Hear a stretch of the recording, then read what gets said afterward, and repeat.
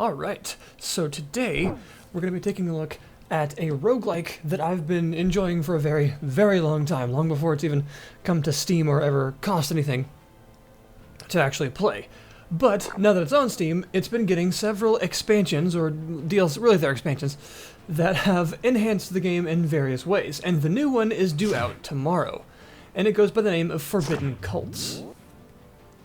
It is themed in a sort of, Lovecraftian Cthulhu mythos sort of setting, and expands the game in a couple of different ways. The main features are that it includes 2 new classes, 2 new races, several new enemies to encounter that will horrifically murder you, several new areas to go to encounter said enemies and get murdered in, as well as new artifacts and new things to find.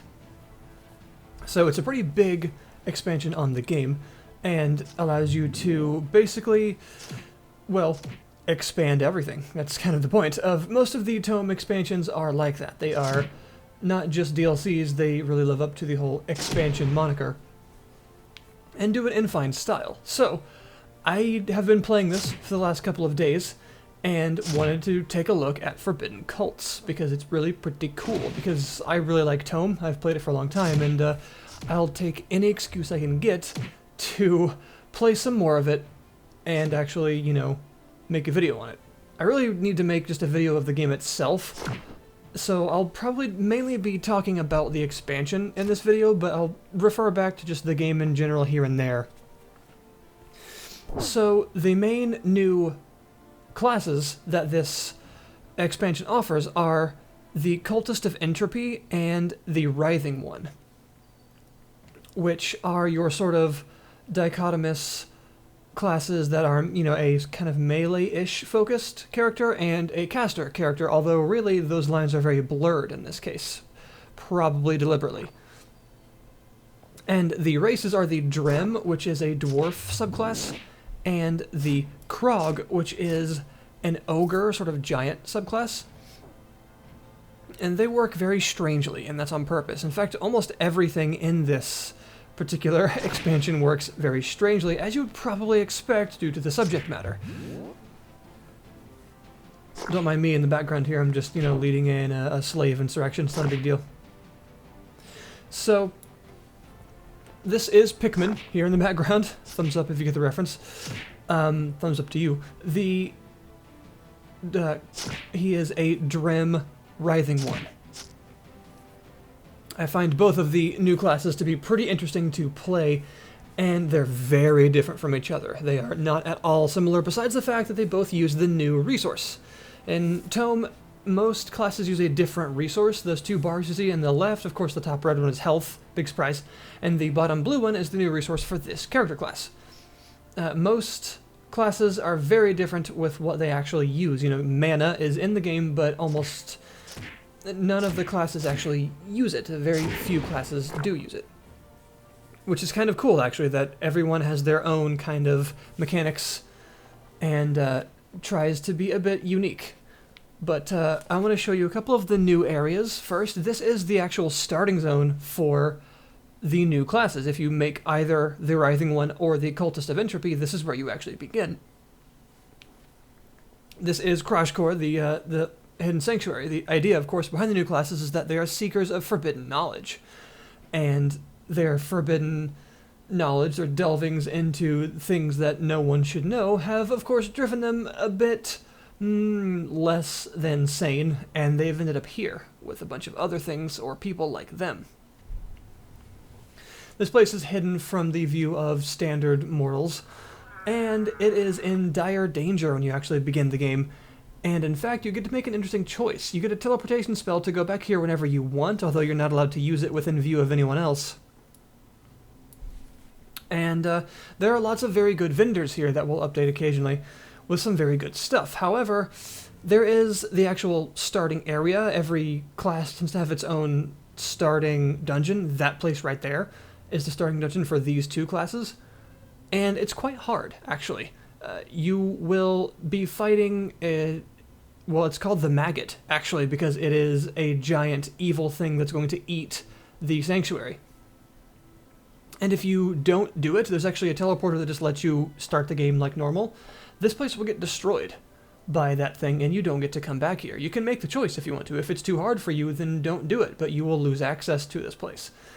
And if you do want to do it, you have to fight a level 7 boss at level 2 at best. The highest level you can possibly be is level 2. So good luck with that. It's pretty tricky. Now, this place you just saw, that was called an Occult Egress. That is another one of the new areas. You will occasionally find one of them around the place. They are these sort of occult, mysterious portals that will demand a password to get through. You put the right password in, they'll open up and let you through to one of these, which seem to me, this is the only one I found so far, so I don't have a whole lot of information about them yet, to be like randomly generated zones inside the portals. They are very dark and somewhat confusingly laid out, which makes me think that they are randomly generated, at least partially. They have a sort of ruined feel on the inside with these ruined walls and things just kind of around the place. And they remind me of the ruined dungeon zone in that you can find all sorts of creatures in them. There is no real cohesion. It's just all sorts of things dumped in there, which I think is the point. In fact, you see I'm right now fighting a level 35 orc at me being like level, what am I at this point? Like 15? Not high enough. And I do end up actually being able to beat it, but it's, again, kind of like the ruined dungeon zone in this game, in that you need to be quite careful when you step into one of these, apparently, because who knows what you'll find. And I really like that aspect, actually. It's just a very dangerous portal that you can step into and find just about anything on the other side ready to probably kill you. So the new resource is called Insanity for these guys, and what Insanity does is most of your talents actually build it up rather than consume it. And the higher it goes, the more chaotic and unstable you become, and you actually start to deal a higher variance of damage with your skills, your attacks, and things like that. So your abilities say they'll deal a certain amount of damage, but the higher your insanity is when you use them, that amount can actually be added onto randomly, and you will sometimes deal significantly more than that. I once had just a random melee strike deal like 300 damage when I'm supposed to be dealing like 80. It was kind of ridiculous. I don't know exactly how that happened. It was also a crit, I believe. So occasionally you just deal fairly obscene damage because of your insanity, and sometimes you don't deal much at all. It's a fairly unstable resource, and I believe it can also affect your cooldowns. Sometimes your cooldowns actually don't last as long as they're supposed to, and sometimes I think they actually last longer. I do wish that there was a better description of what Insanity actually did. Right now, if you hover over Insanity, the tooltip is not very helpful. It doesn't tell you all that much, mechanically speaking, about what it is supposed to do. For instance, you can actually use things that consume insanity, even if you don't have enough to use it, or in fact have 0, because it decays over time. So you can wait for it to decay all the way to 0, and then use something that that is supposed to use it, like 20 insanity for something, a creature, for instance, like that. And you can still use it. I don't know if you're supposed to be able to do that, if that's a bug. I don't think it is a bug, though. I think you're actually supposed to be able to do that. Maybe it's sort of like wild magic, and it works the other way around. Like if you don't have enough insanity for something, you're supposed to be able to use it, and it can, with the caveat that it can potentially weaken it significantly and make the cooldown last a lot longer, things like that. But I don't know for sure. Even through my experimentation, I haven't been able to find out if that's actually the case or not. However, it's a really cool feature, and I really like the resource as a whole. It makes for some very interesting ability usages that sometimes work very strangely, and that fits for the characters. Now this is the final area that I was able to find so far of the new content. This is the Scourge Pits, and it's really brutal. It is up to my level, currently for my character, and really, really hard. It is absolutely filled to the brim with these Scourge Drakes, which are not very kind, and they swarm you, and they're not easy. And there's a lot more than that here, but we'll get to that in a minute. So the Writhing One class is very interesting. It mostly deals with the fact that your character is actually got a tentacle for an arm. And a lot of your skills actually use this tentacle. So if you wield a one-handed weapon, then every time you attack, your tentacle will lash out around you for damage as well at the same time. So you essentially get 2 attacks in one. If you use a two-handed weapon, then it no longer does that. And you lose access to your tentacle-related talents, which is a strange sentence I never thought I'd say, but yeah, you do. You can't use them anymore. So it's recommended if you're playing this class to use a one-handed weapon because you get the most use out of it. You can actually see in the bottom left there, talents 1 and 2 are the tentacle-related ones. The number 1 is Lash Out, which is an AoE centered on you of like just tentacle slaps, which is pretty great. And talent number 2 is basically you plunge the tentacle into the ground and a bunch of them erupt all around where you target. It's very powerful. There's a third one that I don't have access to yet because I haven't spec'd into it that is called Constrict, and it's actually a modal ability. It actually changes what those two do as well. It basically ties your tentacle around an enemy and drags them towards you 1 square every turn, and also does a bunch of damage to them because, well, you're crushing them basically as you do it. And it also changes the number 1 ability to be centered around whatever you're grabbing instead of centered around you.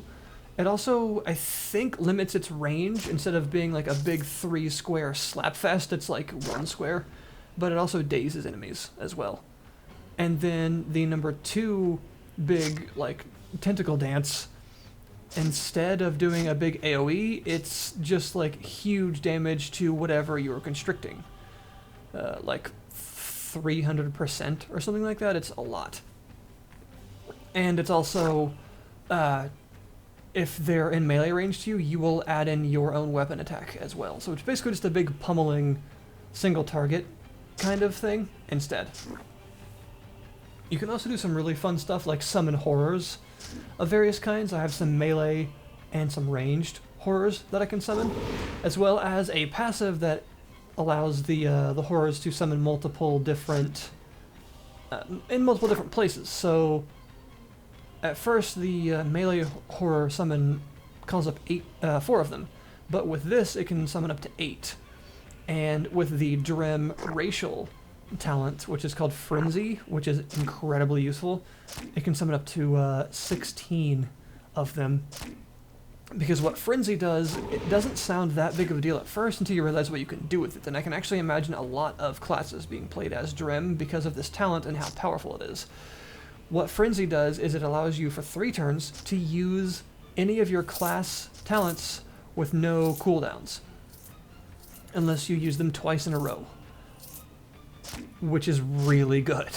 So basically, you can double up on really powerful summons or double up on big AoE skills or whatever you want for 3 turns.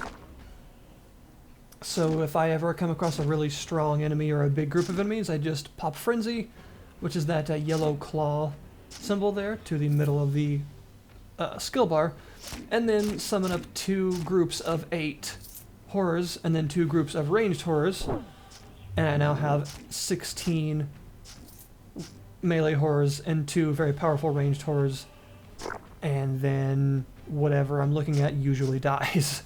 It's really useful. And then there's also some other very strong abilities like that on number 3 there, that weird tongue-looking ability there. That's actually a skill that is a tentacle tongue slap, believe it or not. You can actually grow a tentacle from your face and slap everything, which gives them diseases, not even joking, and does a lot of damage over time. This particular, the Writhing 1 class focuses on a lot of damage over time abilities, especially in the early game when you don't have a lot of your huge tentacle slaps and crazy, like, you don't really have a lot of burst damage for a while. It focuses a lot on damage over time. So you build up a lot of dots on enemies around you and several diseases to make them less powerful and build up blight and darkness damage over time effects. This is one of those that you'll start with early on that helps you do that, and it also weakens whatever it hits. And I think I just got hit down to like 1 HP right there. That's fine. It's not a big deal. Whatever. Oh my god, help. This place is awful. In a good way. awful in a very difficult way. Also, those trees, that tentacle trees that keep coming back to life, it's not good. And this place is very challenging. You've also got the ability to shed your skin and create a shield around yourself. Very useful because it's a very scalable shield, unlike a lot of the rune shields that you can get. It works a lot better. And some other pretty cool stuff like the Carrion Feat, which is a passive movement speed increase that can also be used to leap and reduce the melee damage of whatever you lay in next to by a very significant amount for one turn. You can turn other things into horrors and make people attack them. You can melt your own face and do damage over time, and also extra damage for any diseases they have. And some other pretty cool stuff. Also those Chaos Orbs, very useful. Chaos Orbs are things that are built up every time you experience an insanity effect and improve your damage by a certain percentage, and they stack. So, yeah. You can also make yourself giant, and it like rearranges the terrain every time you walk. That actually saved my butt once. So you have quite a few very nasty abilities. Also, that one that looks like an eyeball is useful. It sort of partially petrifies enemies in an area and makes them have a chance to take a lot more damage. But I think the sort of creme de la creme of your strange skills is one that kind of makes you a giant jerk, and is sort of like a really jerk version of blue magic. That one that looks like a bloody face down there next to the claw is called Digest, and it's actually quite literally eating someone. It lets you eat an enemy. They have to be at very low health for it to work. It does a lot of damage though, so it assists in getting you to low health, and if that wasn't a good battle, then I don't know what was. However, if you... there's some luminous horrors. Oh, good. If you eat an enemy, you actually can't die when you're reduced to 0 health. You have to be reduced to negative HP in order to be killed, as long as they are in your stomach, which lasts for 25 turns. Or if they're an elite enemy, I think it lasts for 50 turns. Because it takes a while to digest them. That is very pleasant, isn't it?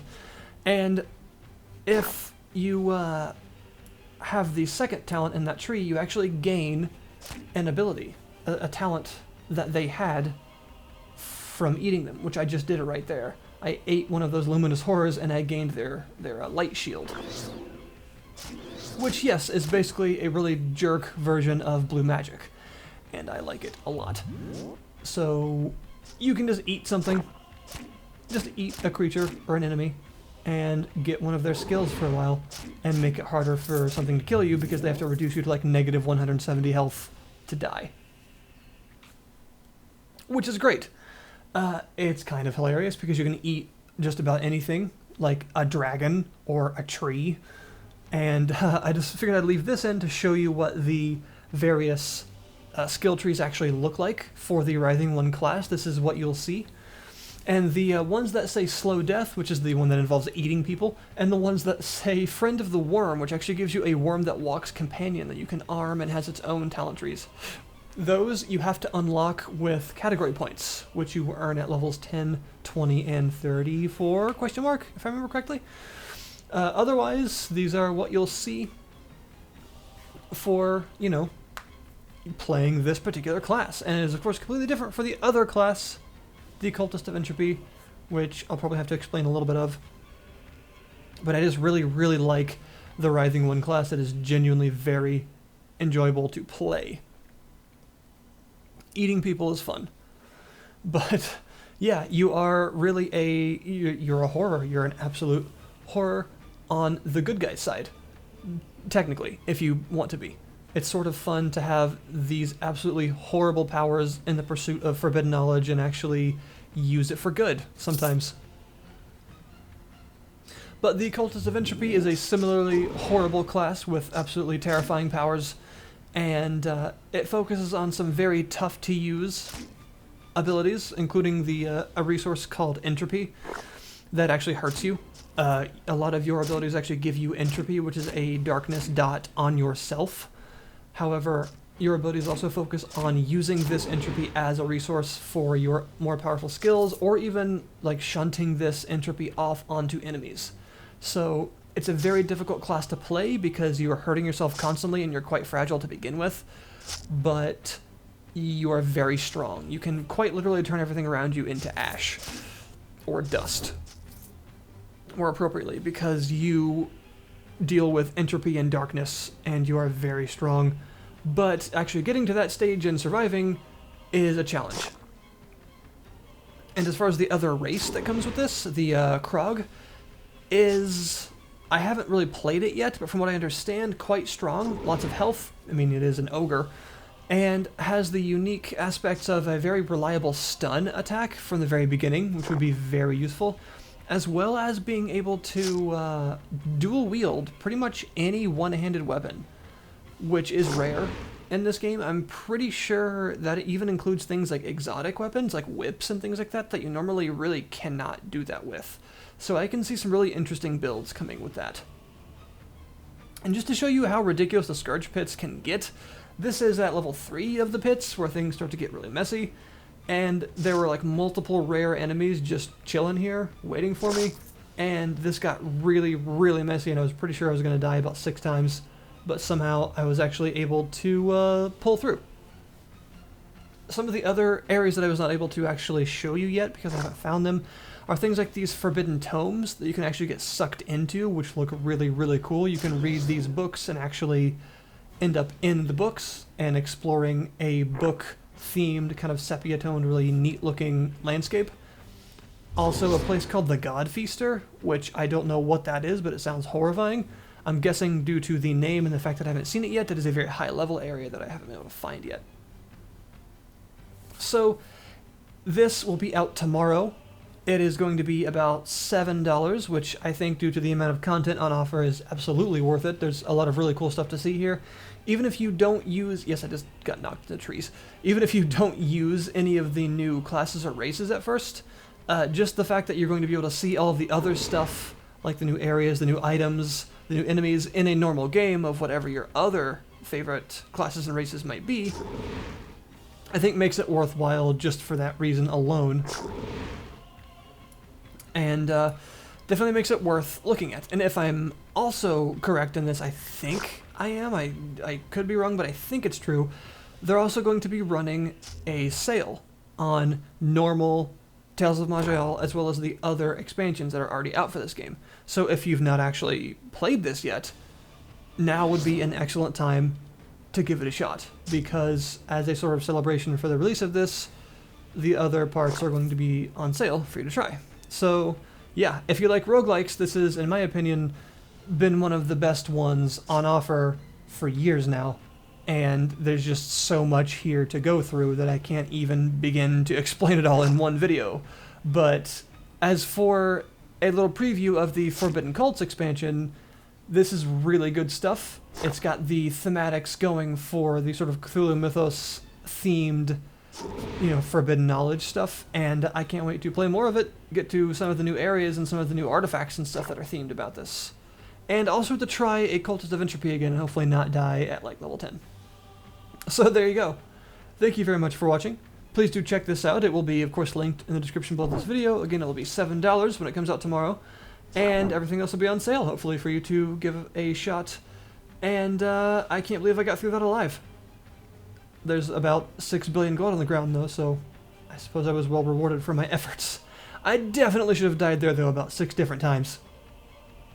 Digest might be a little too powerful here and there.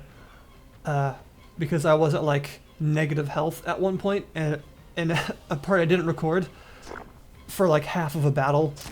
But it was totally worth it. So, yeah. Definitely give the writhing one a shot. It's a lot of fun having a tentacle for an arm. Thank you guys very much for watching. And I'll see you next time.